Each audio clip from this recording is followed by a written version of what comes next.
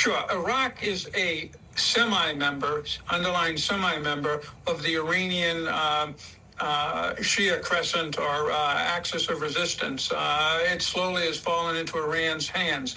This will change things. First of all, the Iraqis are not going to want these people. They do not want to have, but they realize they'll have to deal with a potentially unfriendly Sunni Arab-led regime on their west flank, because Syria is primarily a Sunni Arab country. So they're going to have to deal with that, and that is good as well. Once again, this is all moving in the right direction, however chaotic it looks to all of us on our screens.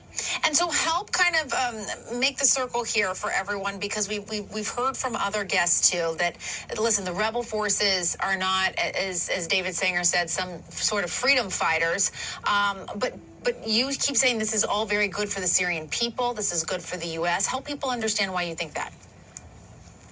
The reason is, as David knows as well as I, he's been out in the region, there are no Scandinavian-style leaders anywhere that I know in the Middle East. It's not a very, if you will, modern place. What you want is people who don't keep dragging their countries into war, as Hamas did with the Gazans, as Hezbollah did with the Lebanese people, and as Assad did, waging war on his own people. As you heard earlier, half the population displaced, over 500,000 killed.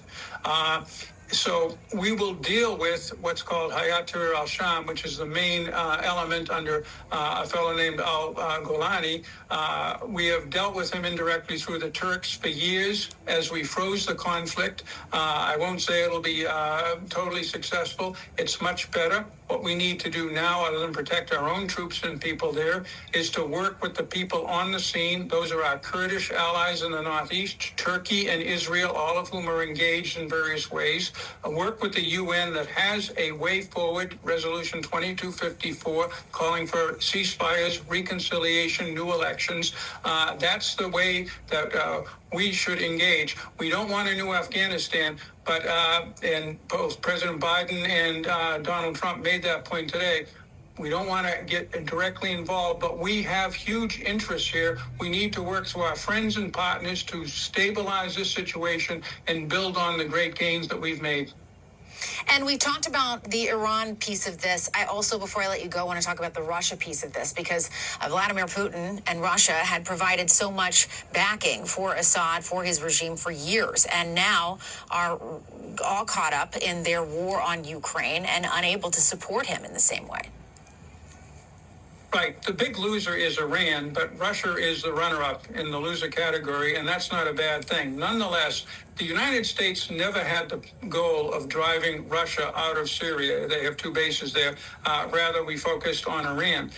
So it'll be interesting to see if the Russians can negotiate some kind of deal, probably through Turkey, to keep their bases there. But once again, it wasn't the Russian presence that was such a problem for power projection out of Syria. It was the Iranian threat.